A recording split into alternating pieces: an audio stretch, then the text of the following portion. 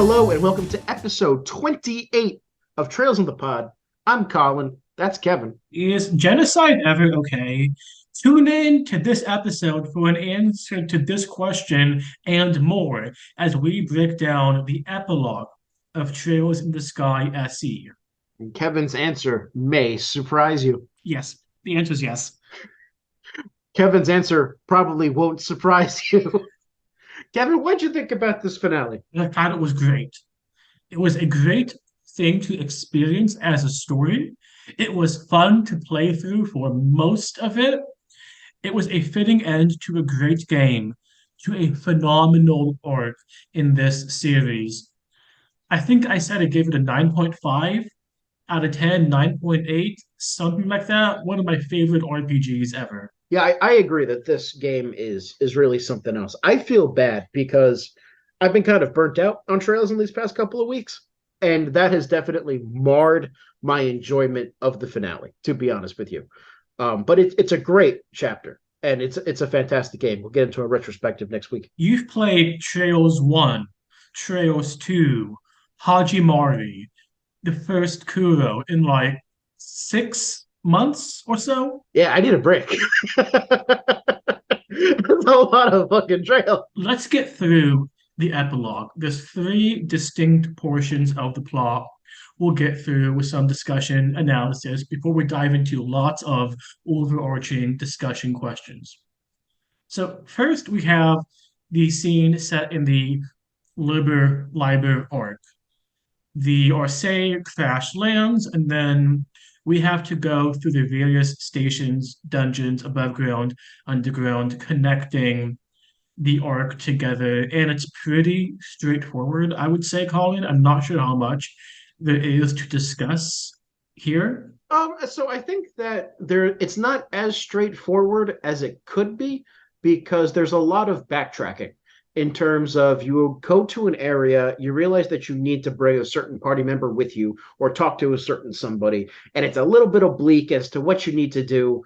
And then you go to it, and you go back to the ship, and then you figure it out, and yada yada. So that's not as straightforward. Let's put a pin in that because that issue comes up of replacing party members all the way in the end of not just the game, but how long it takes to go back and forth of the Apex Tower when the game wants you to go switch your party members out, but it takes forever, and that was a bad design choice. Sure. I didn't suffer that problem in the tower, but we'll talk about why. One thing that I do want to praise the Libra Arc portion for is that I think it does really great environmental storytelling because clearly there was some sort of disaster that had happened that had made this city deserted, and you get hints of it as you go to different terminals or as you like look at different computers and see that okay, the government shut down this area or that area, or as you go around different people's houses. It kind of like makes you feel like you're an archaeologist walking around a ruin trying to reconstruct what just happened. You see the city, and the immediate thought that you don't get answers for quite a while. Where's the people? It's almost kind of spooky how what happened to everyone. Was it good, or more likely, was it bad?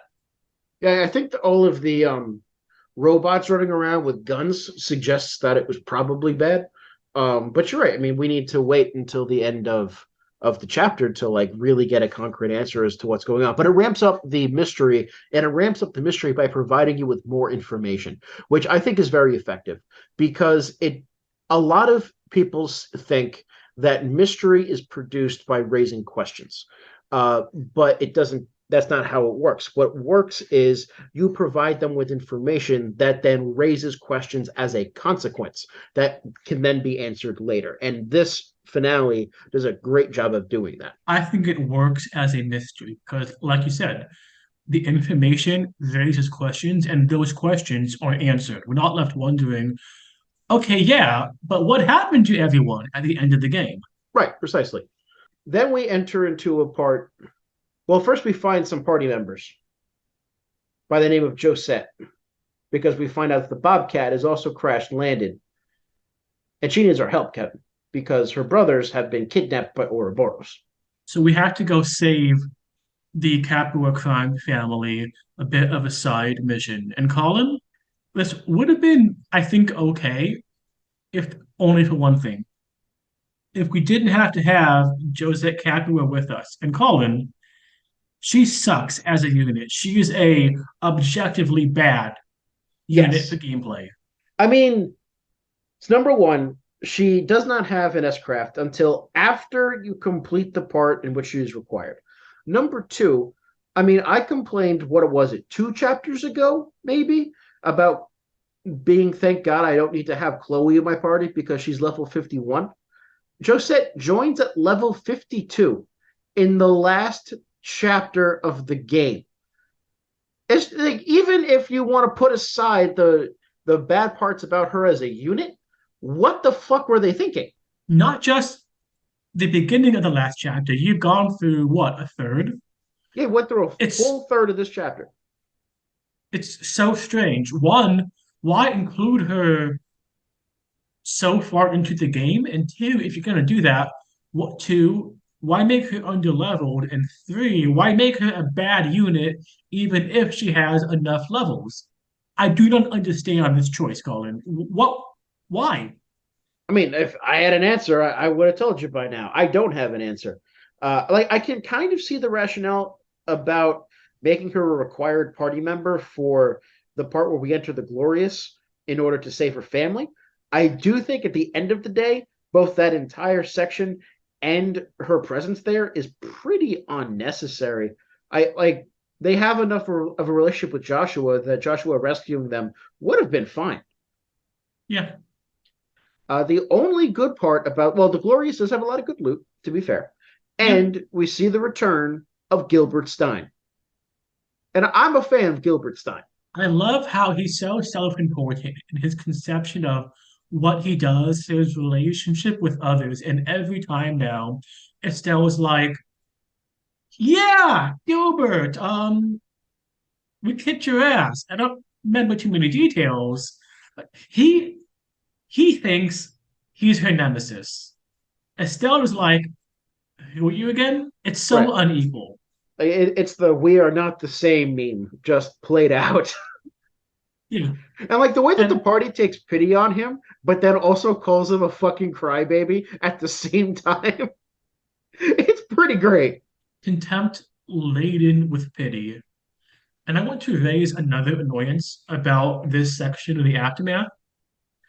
Afterwards, you have to go get a password for a locked terminal to continue on the main story of go to the Apex Tower, defeat Weissman. One of the Capua's men has this password. And let me tell you, it is freaking opaque. He has it. Yeah, all Joshua says is, I think I know who has it, and doesn't tell you who. So, like, okay, by logic of I've played JRPGs for most of my life, I figured that it was a Capua. Well, like, Kevin, I've played this game before, and I messaged you, and I'm like, Yes. fuck, I need to get Josette again. I just got rid of her. Like, oh my God. And then you reminded me that it was actually her brother that had the password. Why not tell us in the cutscene when they're being rescued, when we met them again on the Bobcat? Right, especially since the way that he introduces is saying, "Oh yeah, I heard these guys on the Glorious saying this word. I think it's pretty important. Why didn't you say something on the way back?" No, didn't feel like it. Who are we to judge? What I do love is that we started out this episode saying this chapter was fucking great, and we've now spent the past 5 minutes bitching very animatedly about design choices. It's it's relegated to one section, the Yeah, tower, the tower where is most of the chapter is. that's where most of the narrative of the chapter is. I would about a third of the gameplay. But the tower is pretty great. So in the tower, we learn finally what was going on. We piece it together going through the arc, and we get the final details and also a nice handy summary a couple times to let us know what was going on. We also see here the completion of a variety of arcs that center around the enforcers. Right, we see the end of Luciola and Shara. We see the end, or I don't know if it's the end, but we see like a conclusion to Walter and Zin.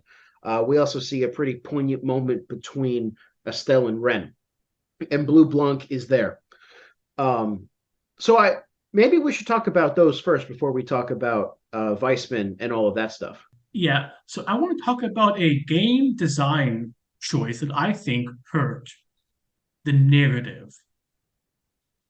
So each enforcer is paired with one or more sometimes of Estelle's party. And the game wants you to have that party or party members with you when you go face them. I think you get extra or different dialogue or what have you, closure and so forth. So Blue Blanc, it's Chloe, also a bit Olivier, Walter and Zin, Luciola and Shira, Ren, and mostly Estelle, I think some Tita. Does the game expect us to go all the way down back to the Orsay and then back four different times? One, two, it's kind of vague, sort of, which one's next. I don't, it's a weird design choice. I don't get it.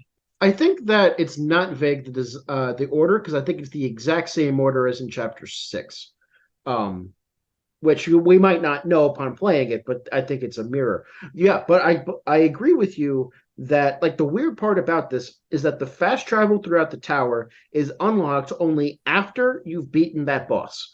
Whereas you would want that fast travel when you realize, oh shit, I'm going to get to this boss, therefore let me go back. How long would it take, do you think, to walk or take the subway to go from the Orsay to the next tower level without the fast travel to that gate? 6 minutes each? Probably, well, you'd have to like increase it every time you go up a level if you're not using the fast travel. Although I guess you would just fast travel to the one you've already unlocked and then go up. It also depends on your ability of dodging monsters. You know, if you Yeah. get surprise attacked or whatnot. I will say I didn't deal with this problem because I don't give a shit about Blue Blanc, and I already had Estelle, Zin, and Shara in my party. So all of the people whose relationships I cared about were there. And when Blue Blanc's like, "Why didn't you bring me Chloe and Olivier?" I'm like, "Well, Chloe's level 51, so that was going to happen." And Olivier, well, I have to have Joshua, so no, it's not going to happen. And Blue Block, we've had this conversation, what, our third time now? You know why. You don't make it mandatory. So it's really Exactly. your fault. Look, requirements matter. People are lazy. I don't think it's fair to expect others to spend half an hour just walking about, going from B to A and then back to B, repeated four times. So, did you bring Shara and Zen to their respective enforcers? I'm curious to know if it even lets you do the fight. Oh, my party did not change. What I had control. It was Kevin, Agate, and then Joshua and Estelle. So you saw none of the extra dialogue. You didn't see the Shara Luciola stuff. You didn't see the Zen Walter stuff. I am a bad, bad person, Colin. You know that by now. Yeah, yeah. I mean, I know You you are for a pretty long familiar. time. Yeah, yeah. So I did not. So now, okay, I'm very curious because I have never done those fights without Shara and Zen. Now that I'm thinking about it, I think my party this time was the exact same as the one I played the last time, precisely for this reason. And there are like really poignant moments in those, encounters.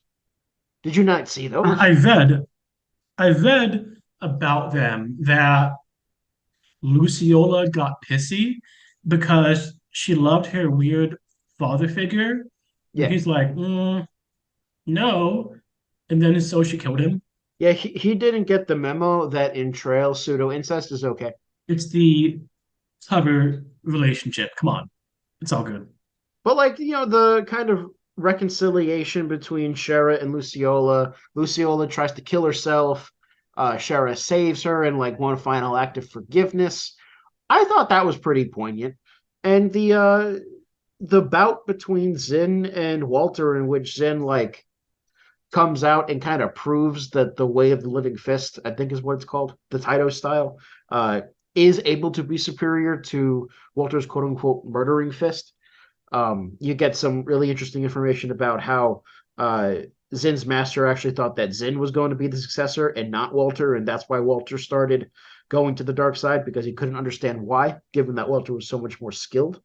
I think that these scenes add a lot to their characters, and it's a shame that you didn't get to see them.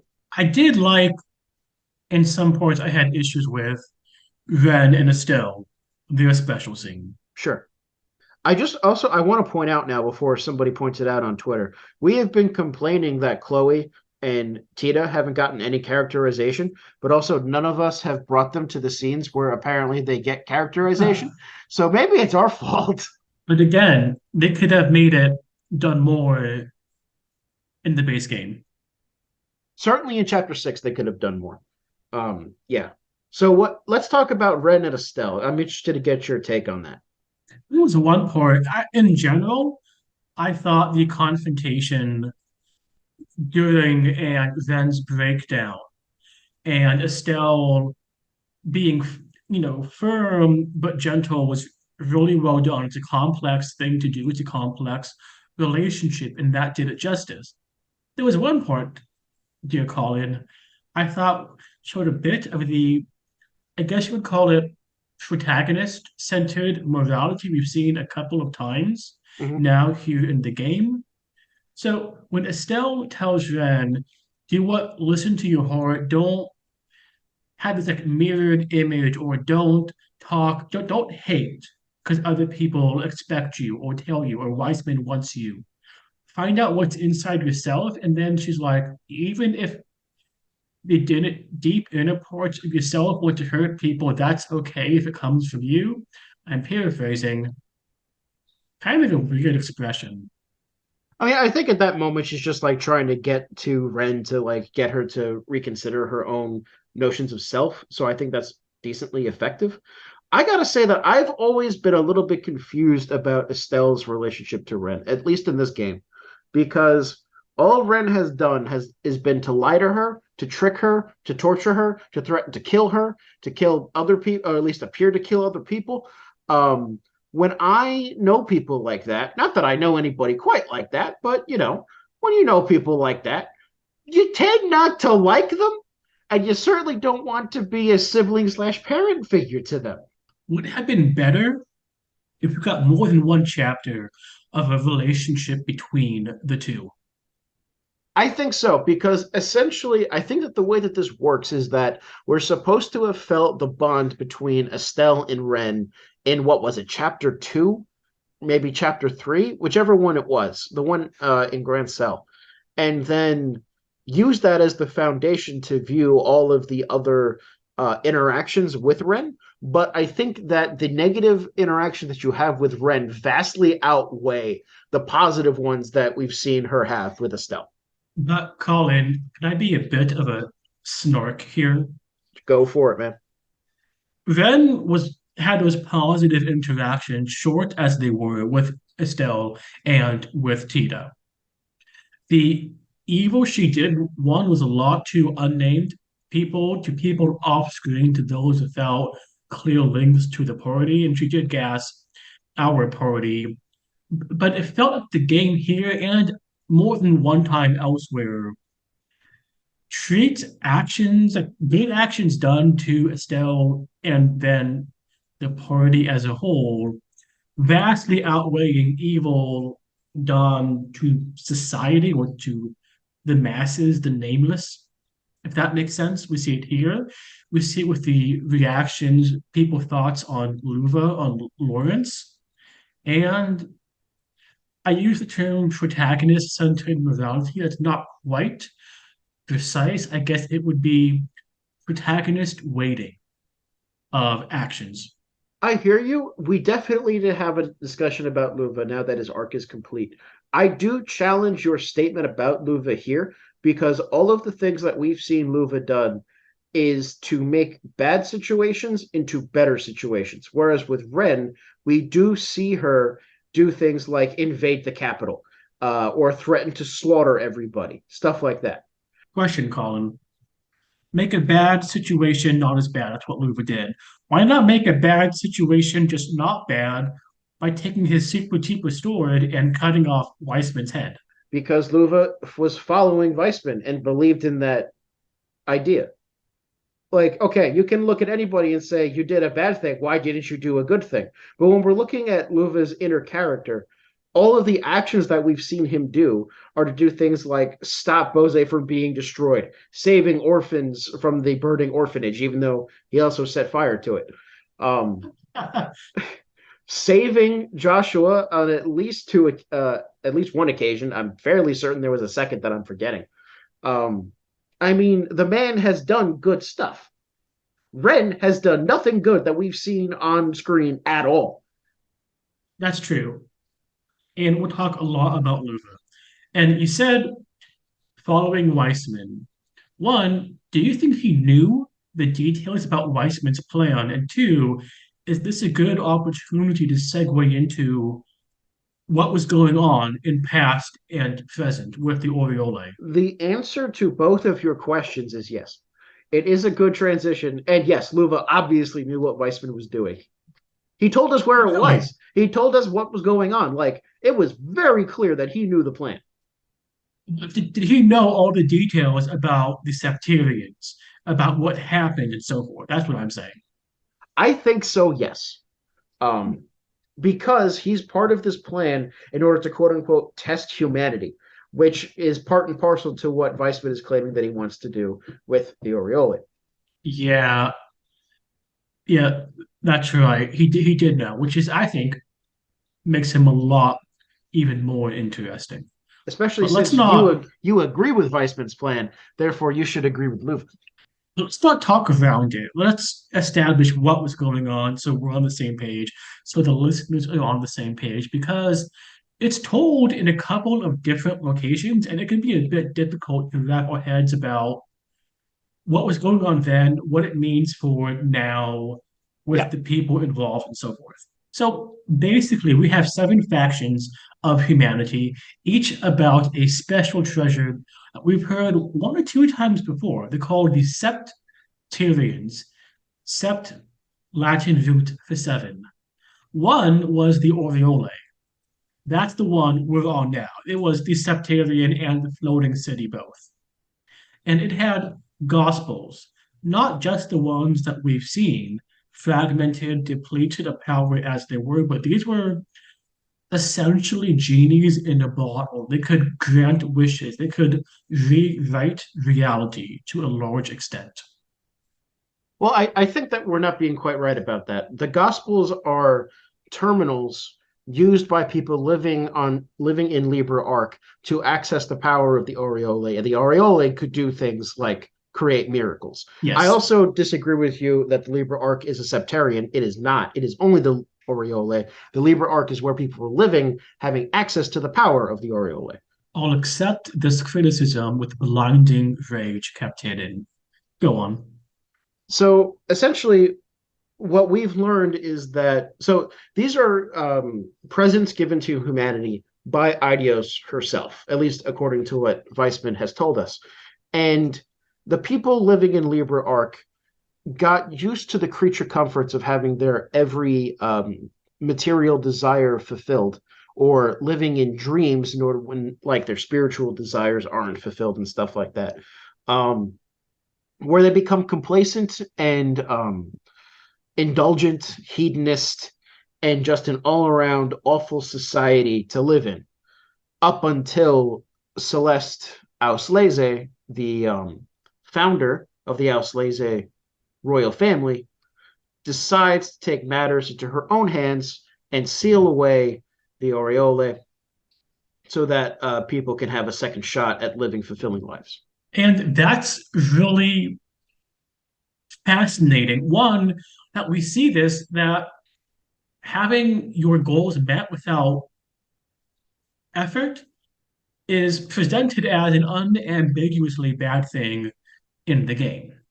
No ifs, ands, or but. And this that Celeste was so unpopular, she essentially caused a civil war that her side at great cost won. And she condemned essentially all the people struggle to a life in dark ages, medieval technology, if that, for centuries to war, to famine, to persecution, to unjust death, to injustice in general. And that's presented as a good thing, or at the very worst, morally neutral. But like, I think it's fascinating. Like, what right did she have to condemn not just say herself or those willing followers she had, which I think was a minority, but everyone? And two, did she make the right decision? What else So could she have done? let's handle the first question first, and I'm going to answer that question with another question. What right does George Washington have to fight for the freedom of America and give us a democracy? Or, on the other hand, what right does Vladimir Lenin have to fight against the authority of the Tsar and install his own regime? Guns. Might makes right if you win. She won. Colin, why does treason never prosper? Because they lost. If it prospers, none dare call it treason. And that's more clever, yeah, especially since treason does sometimes win. So, what I'm saying is that I don't think it's the right question really to ask if she had the right to do this, because essentially what she's fighting for is a change in the society following her idea. And as a human race, we've, at least in the West, we've basically accepted the idea that that is okay to do it so long as we agree with that idea. It's the same reason why a lot of Americans see the legitimacy in the American Revolution, but maybe don't really see the legitimacy of the Communist Revolution. Um, Now, the other question would be, did she make the right decision for humanity? And that's going to also dictate whether or not we like her doing it at all, at least for me. So I have a question. So there's seven of these, and the Oriole is just one. Yeah, Yes? yeah.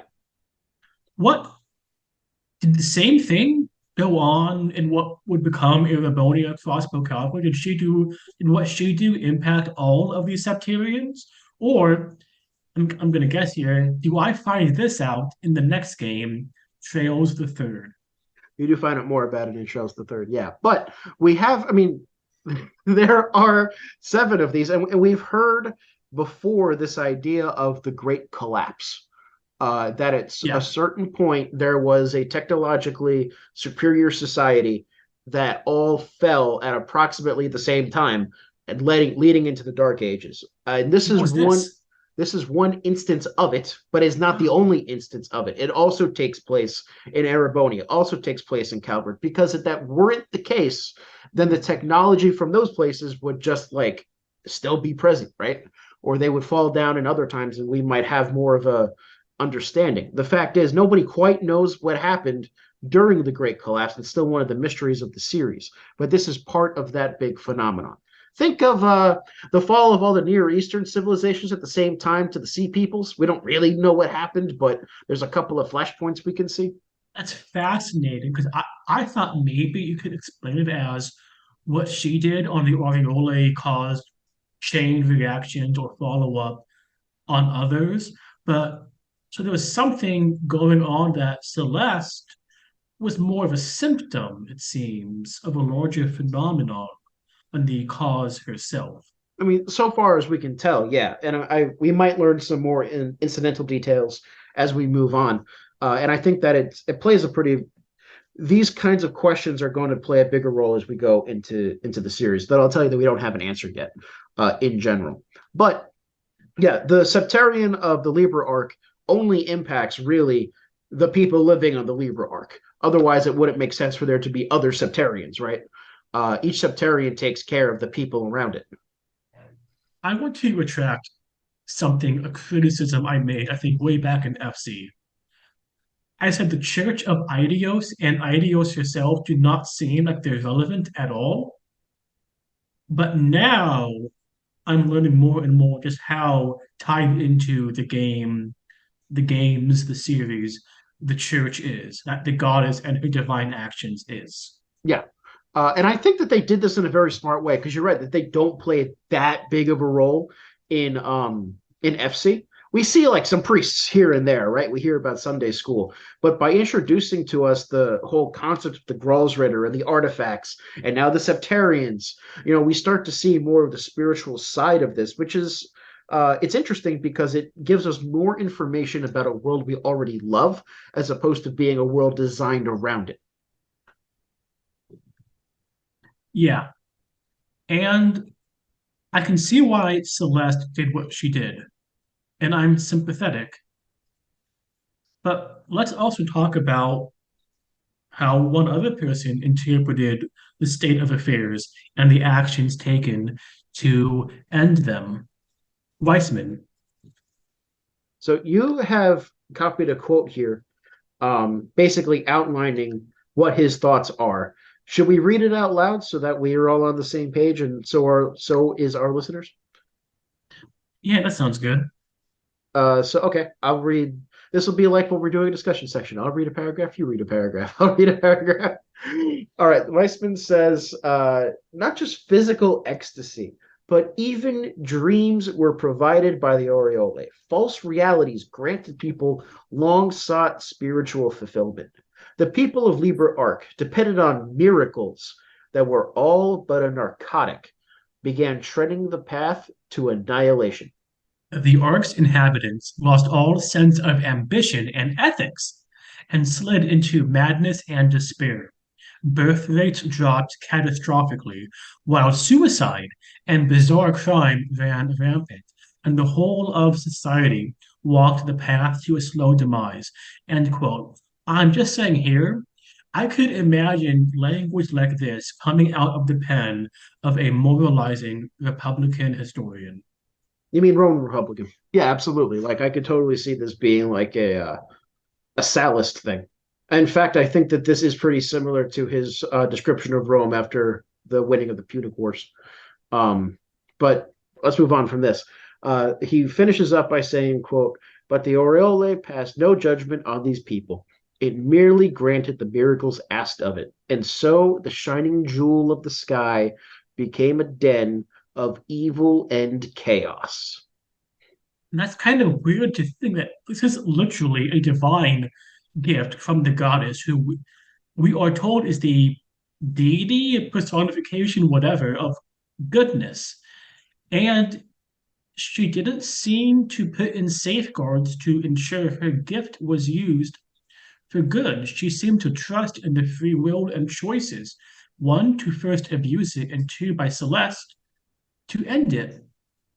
I mean, which sounds like a pretty Christian message if you think about, as you've written down, is this like a Garden of Eden kind of thing, where God does give man the ability to make a right or wrong decision, and then in order to save man, at least in the New Testament, He puts His own Son in the flesh of a man in order to save them. So I could see that being a parallel. Um, but I find it more interesting here is the idea that people would turn to these comforts and decide to live in a fantasy as opposed to a reality. And in fact, we know that not all of them did, because otherwise Celeste would not have had this revolution, right? There had to have been a select number of people that were more attuned to reality. But what I find interesting is like one of the main traits of human beings is ambition, right? It's not in everybody, but it's in enough people that that is a human trait. And this is essentially saying that because of the availability of creature comforts, ambition was wiped out. And I find that to be implausible. There had to have been some people that took advantage of this system to push for their own ambition, even if it is using that system to get everybody else to be asleep so that they could rule at the top. I could see that, in which case, then I like the idea of the revolution quite a bit. I have a hypothetical limit on the wishes granted by the aureole. It's no basis in the text, but I think it makes sense for internal consistency. And I want to get your thoughts on it. I would not be surprised if there was some directive or whatever that wishes could not impact other people besides the wish maker or not without the consent of the third party, because otherwise, I think you're right. We would see this ambition done via the wishes. And that does not seem to have been the case. So I wonder if there was some sort of safeguard. Well, I think that the safeguard would be living in dreams. Like if you really want to be with a certain person romantically, the Aureola can fulfill that by making you live that reality, even though it's not a reality. What I'm saying is that there are people who are going to know that that's how that works and use it as a way to dominate other people without, like, they'll know how to game the rules, right? You can ask for personal things that you can then yourself use against those people. Yeah, what I'm saying is when the war was going on, why didn't someone just wish, oh, I wish Celeste was dead or whatever, something Yeah, like I, that? I agree with you that your speculation is pretty plausible on that. Um, in either case, I think that Celeste did the right thing. I think that struggle is a very important part of human nature. I'm going to sound like a curmudgeon, but you teach undergrads long enough, and you find out that they really don't think that, and it really is having an impact on their mental abilities. To be quite frank with you, we need a little bit more of, as a society, telling people that they need to just like buck up and handle the stresses of life. Not to an outrageous extent, but struggle is a part of becoming a stronger person. It's like the ability, good is meaningless unless there's the choice to do evil.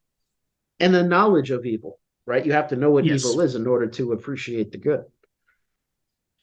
And I want to talk about something I thought about when we were discussing this. And maybe you'll comment, maybe you'll say, wait till another game. Ooh.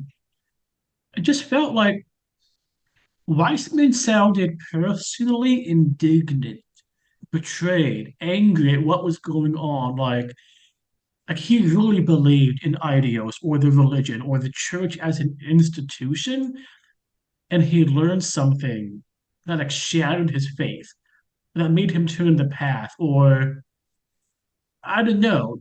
Kevin called him a heretic in the end, and I wonder if there was some sort of betrayal, like the worst hurts are those closest to you. And that goes from Weissman to the church, and also what the church views of Weissman, if that makes sense. So I don't remember if this is in Trails the Third or not. I suspect that it is, but I don't feel bad talking about it because it's also in Trails FC. If you talk to Weissman, or as we know him before, Alba, at the museum when you're in Grand Cell, because he does reveal a little bit of his backstory there. And at that point, he does say that as a youth, he was a priest of Idios. Is that At the some truth, point, though? well, let me finish. Then he says that at a certain point he got converted to becoming an archaeologist. And I'm fairly certain he also says the same thing when you're on the Glorious with Estelle, or he alludes to that. Um, his made up persona is very convincing because it's based on a lot of truth. The man was a priest of Idios beforehand. Interesting. So, for example, so we haven't talked about stigmas yet, and we should talk about stigmas because you were complaining that it came out of nowhere, and I said I don't know, it's very tied to Idios, and this is why Weissman can do it. Interesting. That might have gotten a little bit too far in the spoiler territory. You think about it if you want me to cut that. I think it's fine. And then, so Weissman views what's going on as a catch-22, as an unwinnable choice, as a false illusion of no matter what path you go down, it's going to be awful. He talks about, on the other hand, we have gained or regained orbital technology and once again live bountiful, easy lives. At this rate, only two ends are possible. Either we continuously seek to dominate one another and, unable to control ourselves, obliterate each other in an orgy of conflict. Orgy. Or, like the people of old, we sink into narcotic self pleasure, let automated systems run the world, and live as farm animals. Bah! I think I'm going to go on a limb further, Colin. I mean, I think this is obviously a dishonest presentation or a false presentation. I think he believes this is the only two possible outcomes because he is so immersed in despair. He does not see an end besides what he said. He views the game as set and he needs to rearrange the pieces, blow up the board, and hope for some. He's desperate for a solution. I mean, this is the He's, mindset of a radical. No matter what yeah, kind of radical you're talking about, right? You take a set of premises, and what you do is you take them to their logical conclusion without any other mitigating factor. Like, I wouldn't say that a radical takes conclusions to the extreme. I would say that they take them to where their inner logic lies without introducing any concept of moderation or counter argument. And Estelle provides the counter argument, which is that humans are not um, without agency in how they live their own lives, and they are able to fight back and govern their own decisions and all of this. Which means that even if we are going towards destruction, we can still fight back against that. and there's a subtextual sense of it may happen, it may not happen. All we can do is fight for a good outcome and accept what we cannot control and do what we can with the resources we have. It's Yes, more, I don't want to say live in the moment, but it's related to that. Let's live in the moment and do what we can. it's struggle in the moment, Yeah. which makes Estelle very similar to Celeste Auslese. So let's talk about his solution, though, because I think that it kind of goes to Weissman's overall not morality, but mindset, where I think this is a quote that you put down. The beasts of mankind must be led to the point where they obtain the two things required for true, enlightened sentience: a flawless rationality, capable of resisting any temptation and unswayed by even the fiercest circumstances, and peerless intelligence, ever capable of finding the correct solution, unmoved by crude emotion. And you know what this reminds me of, Kevin? What? Reminds me of Maximilian Robespierre, The cult of reason. the cult of reason, being unmoved by emotionality and removing any threat to those that would question rationality, because questioning rationality means questioning human prosperity. And of course, you have the Committee of Public Safety with Robespierre, so he's not quite a dictator, but he was certainly the moving force. So to me, this is like Weissman is taking ideas that we have seen throughout history and just repackaging it in this more fantasy slash science fiction way, in a way that I think is pretty interesting. But at the end, we're definitely supposed to disagree with Weissman, which means that we also disagree with people like Robespierre. Oh, I agree. I mean, and I do disagree with him, but I see where he's coming from. Ultimately, he's scared. Okay, expand upon this. He's terrified of what he sees the only two possible end states, one or the other. Does the world end in fire or in ice? It's going to end and be awful one way. It's a false illusion, a false choice of no matter what, it's going to be awful for humanity or the remnants or the last survivors. He's desperate. He's so scared of this.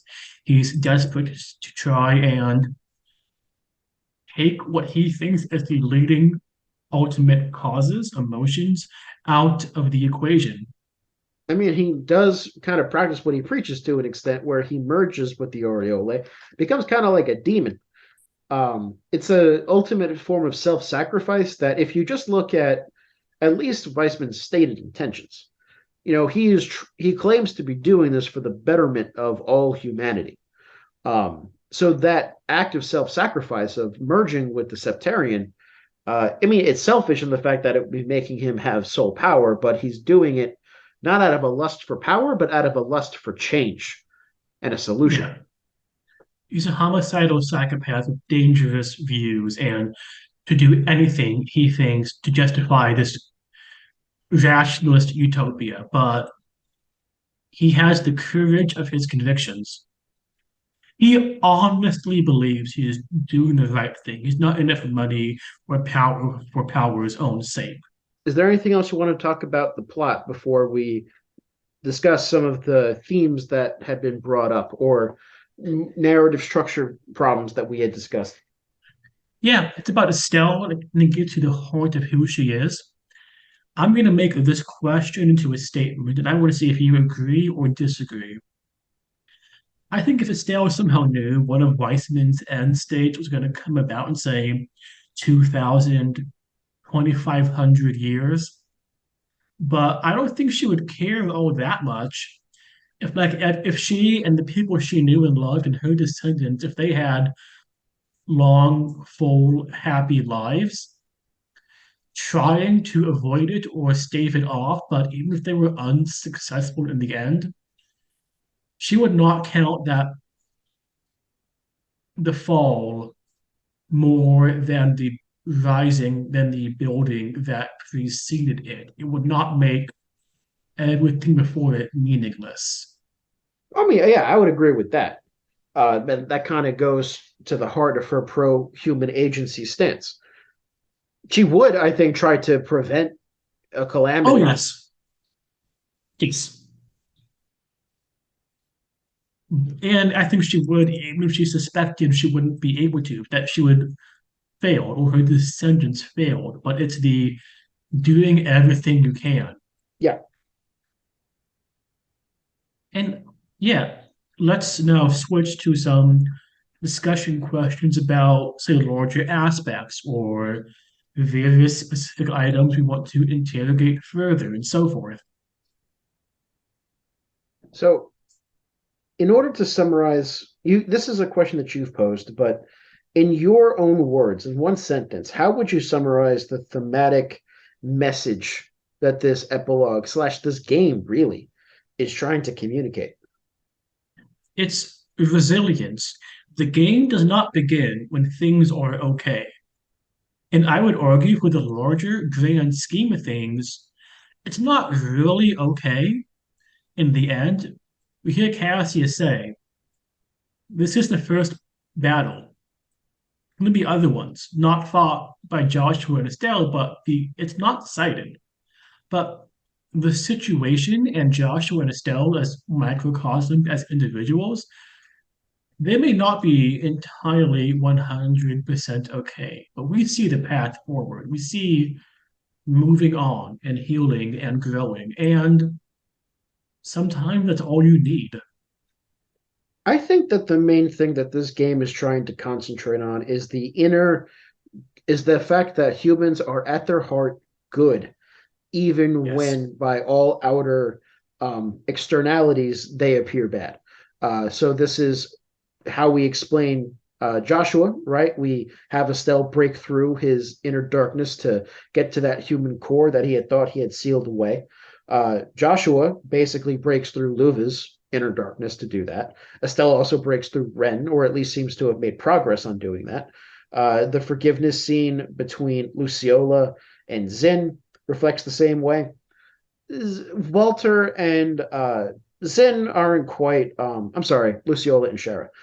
Zin and Walter don't quite have that same dynamic, but it's close.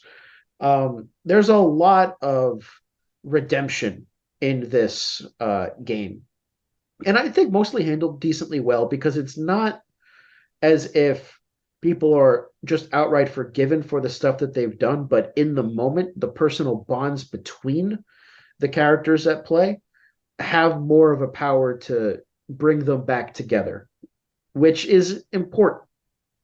And I quite like as a theme. In general, I'm not fond of redemption.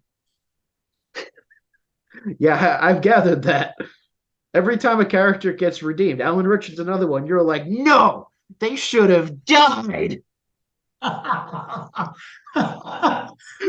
not punitive, but I would like to see it framed in a different way. And I actually do think Joshua comes very close to this platonic ideal of mine.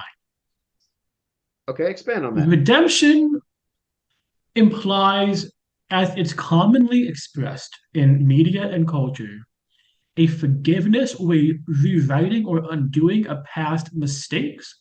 What I like instead is the acknowledgement that the past cannot be undone, that these, say, crimes or abuses or whatever the person in question has done may never be made okay, may never be remedied. And they accept that and they move on forward, trying to be a better person each and every day because they don't want to be who they were, full in the assurance they may never be forgiven, or they may suffer consequences from the law or the state, and choosing to be different regardless. You know what game does that really well? Tales of the Abyss. Trail of the Third? Oh, never mind. No, no, no. I'm going to need to find a You new don't like. joke once we get with this, once we finish up with this game and actually go to Trails to Third. I thought you don't like Tales of the Abyss. No, I love Tales of the Abyss. I don't like Tales of Oh, Arise. okay. It's been a while since I talked about Tales on this because we haven't been doing as many sidebars. But I do think Joshua exemplifies what I just talked about. Sure. Um, so while we're on that theme, then, what is your overall like? Obviously, I'm pro Leuven, right? I have made that very clear. Um, you have been anti Luva in the past. Did this chapter do anything to like soften your heart, or has your heart been hardened like Pharaoh's? If he came to me and I would sit with him, I would pray with him, I would try to ease his mind as I led him up to the hangman's noose. Sins can be forgiven and should be forgiven. Crimes merit punishment, to be flippant. But what about the fact that he sacrifices his life in order to beat Weissman at the end? It's a good deed. Does not outweigh the bad, but the bad does not make what he did in the end or the good he tried to do worthless. It's it's not credits and debits where you are in the red or in the black. It's good you've done and bad you've done, and one doesn't outweigh or wash out the other. Sure. I guess what I'm reacting to is you just said that you wanted to lead him to a hangman's noose, which would be a purely punitive death, whereas this death is still death, but it's a useful death. I was being hyperbolic in that accept what he's understand what he did, why he did what he did, and acknowledge the good that he did in the end, but also be like, so what about did you ever, kill innocent people working for the society, maybe less than you had to, but people We still died. we have And before we never say Joshua, I mean, I'm just saying that we've never actually seen Luva kill anybody. I mean, he landed on the mall and nobody died. It's pretty skillful. I don't want to litigate that again, but I would be surprised, given what we know of Uroboros, if he had not killed someone who did not deserve it, Yeah, who was probably not did. fighting in self-defense. We know for sure that Joshua has.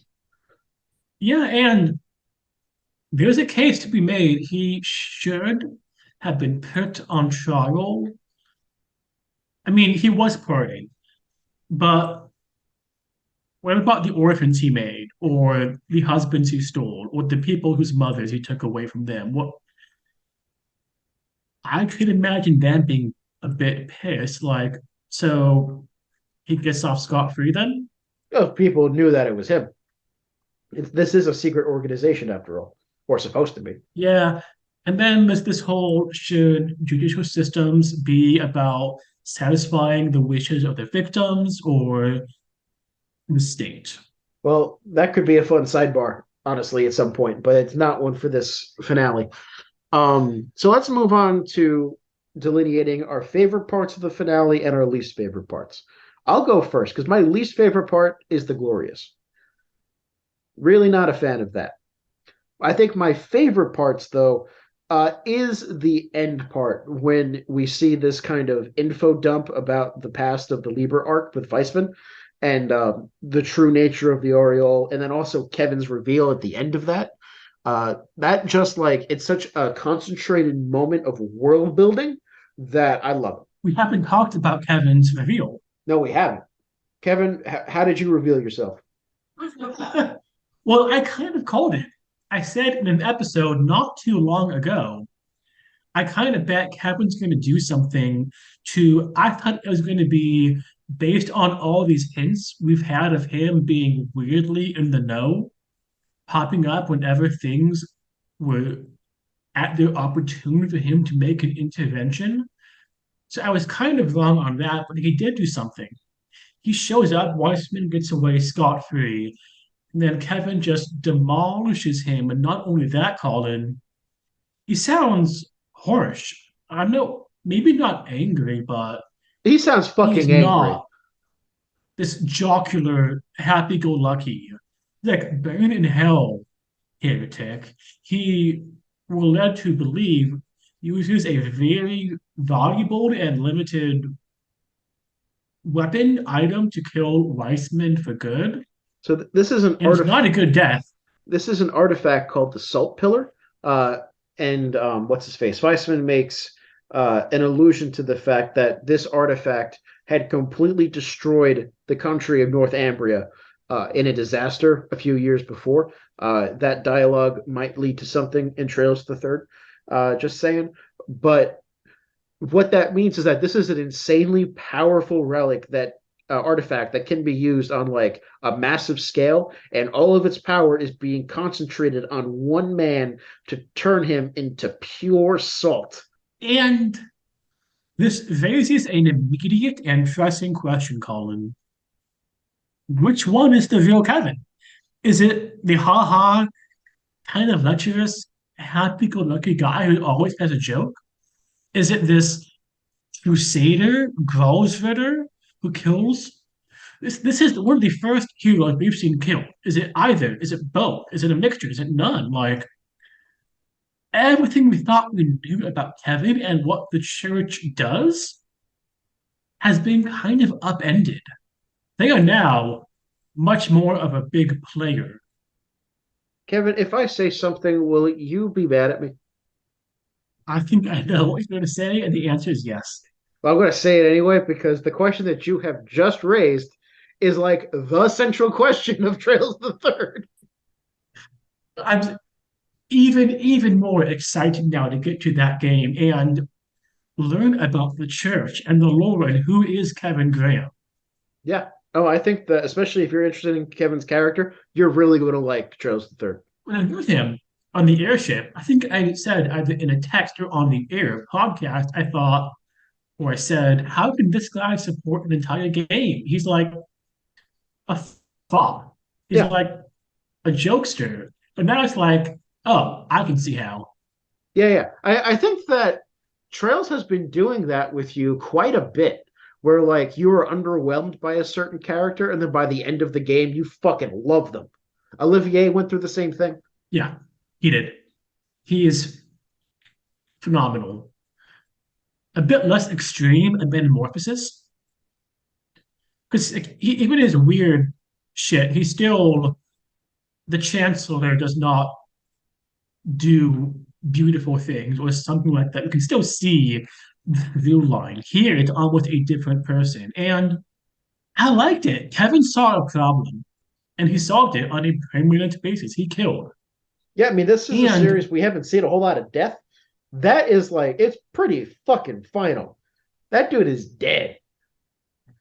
it is not, oh, did I do the right thing? It's No, like, one, he is assured of his mission. it's not the first time. I don't think it's the first time. No, I mean, it seems like Ouroboros certainly knew about him. No, they didn't. Yeah. Weissman was fooled. He did not know that Kevin Graham was a number 5 Dominion of the Gross Ritter. Campanella, I feel, was in a different chain of command because he's reporting back to Camp the head honcho. Campanella is very strange in the fact that he is outside of any and all other chains of command. He's there as an enforcer, and that's it. Not as an enforcer, as an observer, and that's it.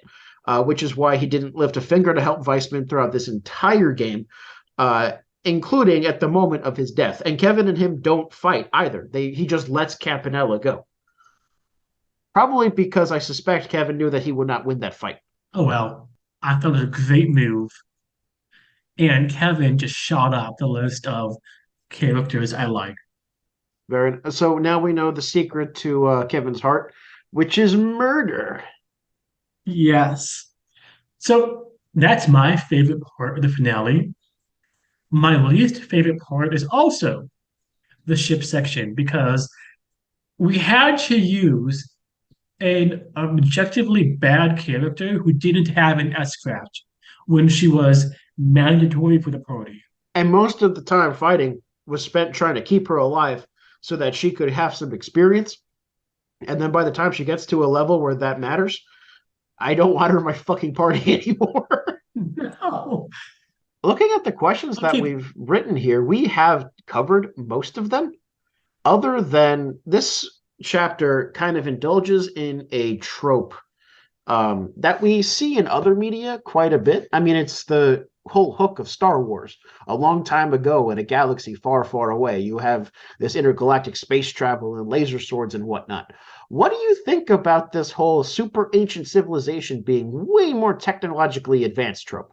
A fundament of fantasy in general. It was the past was awesome. We are in a long, slow decline, and I think it's either knowingly or not indebted to Lord of the Rings, where the first age was great. The elves were in the prime.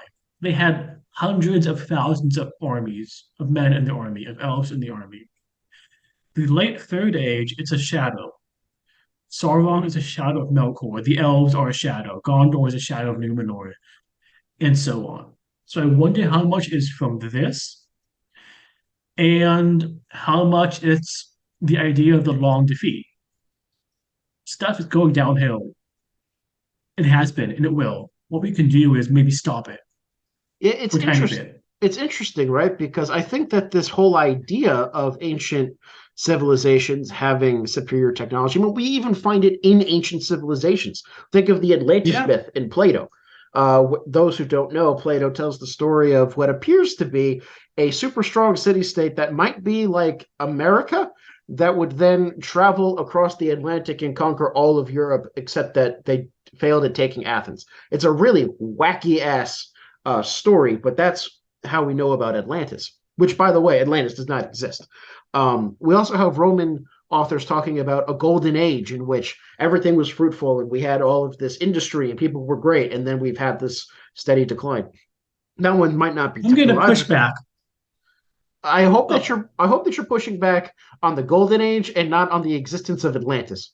I'm going to push back on two things. But I wasn't. One, Atlantis, I'm not done explaining. So let me finish explaining. Atlantis is real, Colin. Go on. No, it's okay. We'll talk about this in a minute. All I'm saying is that we have these examples in human consciousness of yearning for this time back that was better in technology wise and character wise, etc. But once you actually look at time periods that had gone by before, um, I can't really think much of a time in which technology actually degraded, with the sole exception maybe of the fall of the Roman Empire in the West. But even then, it's not as big of a gap as we popularly conceive of in the popular consciousness. Yes, Kevin? I'm going to push back on this. Say that this is a fundamentally different conceit than what we see in games compared to human history. I don't think these examples or any of the examples that may exist are comparable between the games or fantasy and the past because it's almost always treated as a moral, ethical, Mhm. golden age much more than technological in games. In speculative media as a whole, it's much more technology, standard of living, way of life as a materialist component. What we talk about, what we see in history, I would call transcendentalist decline, if that makes sense.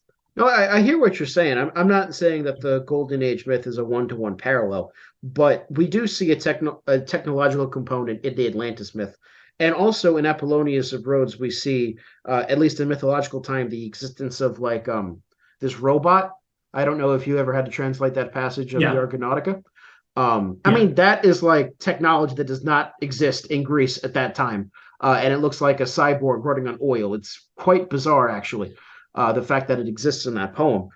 So there are substances, at least in the Greek world, where people think that people from the before times have more advanced technology.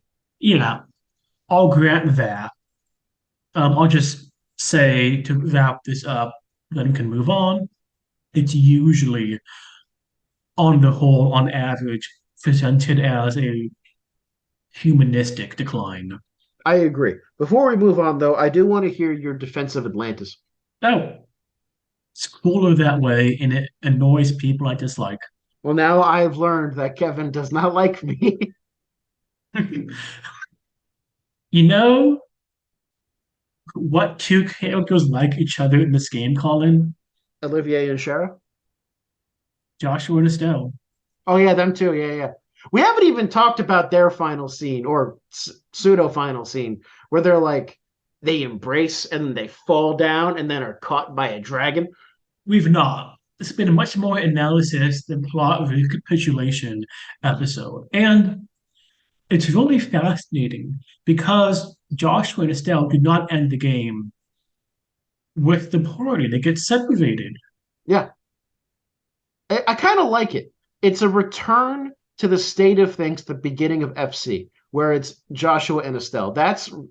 That pairing is what this entire narrative is ultimately revolving around. It reinforces the fact this is a character-driven story, and it brings us back to that element that made us want to engage in this world to begin with, which is that we really like Joshua and Estelle as characters separately and together. It's it's them. It's them and Cassius. It's really interesting because here in the end, they don't want to die, but they really confess or not. They reiterate their feelings with one another. They have a proper first kiss, as Estelle calls it, and they accept their fate because they know they did what they could and they stopped. Weissman, Liberl is safe. Yeah, but I think even more important than that is the fact that they're there for each other. Um, and I have to say, I love the song that plays when they fall down, called "I Swear." If you look up the lyrics translated into English, they're quite beautiful. But it is a great song, and I think it's a perfect setting for that brief moment where everybody thinks that Joshua and Estelle are going to die. And okay, so I think this is one of the few moments in which knowing the outcome does denigrate the actual experience. Because I did think when I first played this that they were going to die, because it seemed like a really fitting end to that arc. The games have been pretty brave up to this point in terms of certain decisions that they would make. And while I had like heard inklings of them in other games, you never quite know the context behind that, so who knows? Um, which made me feel everybody's anguish and grief as they were trying to register the fact that Joshua and Estelle were going to die. The second time around, I'm just waiting for Ragnar to come and save them. Yeah, and that's fair. I can definitely see that. But how did you feel during those brief moments? I never thought they were gonna die. Um, I I thought it was a great way to end their relationship on screen, a capstone. Like I would not have been surprised if they fell when we see them get rescued by a ship or whatever, and then it switched to a lead in for the next game, if that makes sense. Like Yeah, I thought this would be it for this arc, this cast. Time to move on, set up, hint at the third. But no, that's not how we end the game. no, instead we get one final scene at Hamel where Estelle, pays respects to Joshua's sister, and it kind of lays out their next steps, which is to go back to Erebonia and to travel around and fight against the society as bracers, which is given the fact that we know that there's still a third game in Liberl. It's not quite the lead-in that you might expect. No, but it's fitting. I don't want to say them cutting ties with the past, but it's them really coming to terms with the past and moving on to their future together as a couple, their future fighting for Zemiria against the society, but not as frenetic as the past two games Yeah, on their terms. I will say that when I got to that point, I thought that was a perfect way to end Joshua and Estelle's arc. Which is not to say that they can't come back or there can't be more developments on it, but I honestly can't think of the possibility of having a third game starring them, at least in that timeline. No. I think that this has fulfilled all of the needs. And in order to take the series forward, it would be time to move to a new protagonist, which is what happens. Yeah. And if this was the end of the Trails game, say sales figures made it unprofitable to continue, would it have been a good ending? More or less, I do think that people would be mad about never finding out who the Grandmaster was or what the fuck's going on with Campanella and stuff like that. There's definitely stuff here that is leading you to saying we need more games, but they're not built in such a way that this does not make for a cohesive experience on its own. It certainly does. You're right. You're right. It does not feel like it's the end of a series. Correct. It's the end of a season. Mhm. Overall, Kevin, And how does this do you think that this epilogue is successful? I mean, I feel like we've been singing its praises, so it's kind of difficult to imagine you saying no. But sum up your thoughts on this chapter before we head out. it ended what I wanted to be ended. It left open what I wanted to be left open. It was fun to play for most of it, and the parts that were not, in the end, aren't that big. A fitting end to the game.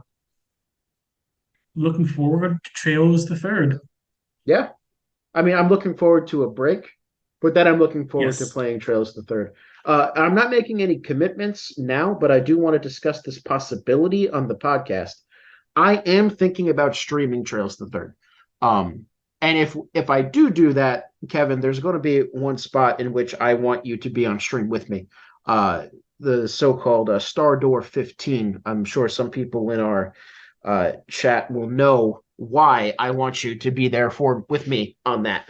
But while I'm not promising that I will, I do think it would be kind of fun to get into that sort of thing. So if that's something that you're interested in, some of you guys have already told me on Twitter that you'd watch it, or because of time zone differences, you might just watch the VODs. But if it's something that you're interested in, let me know. Or if you are not on Twitter and are interested in that kind of a thing, follow us on Twitter at Trails in the Pod, where I will, once we get closer, like into January, probably near the end of January, is when I'll discuss timing on that. So I'm interested. It's Star Door 15. I'll Yes. have to remember that Oh, I'll and remember. see if it's I'll a remember big it for you, event. Okay. Kevin. You will. I will not let you finish this game without going through Star Door 15. Is it optional? Technically, yeah. So how does this game work then? I mean, do you really want Guess me we'll to find tell you out. now? I think you should find No. out. Guess we'll find out. Yep. So we got 3 more episodes left because we want to do a retrospective of the game, and then we want to talk about the novels, into which we should probably also work in the data logs since we haven't talked about them explicitly yet, but they have been translated. Yeah. And of course, the OVA. That anime is going to be fun to watch. I don't. Okay, now that I have the entire game under my belt, Yeah. I do not understand how you have 120 minutes for SE. Yeah, neither do I. And I really want to see it. How about you pull this out? Great. This is not the end. This is with the end of the episode. This is not the end of the series. We're on to Kevin. We're on to Crossbell. This is the end of Act One. Got a lot to go. As always, I'm Kevin. That's Colin. See you next time. Thanks for listening, everybody. Bye bye.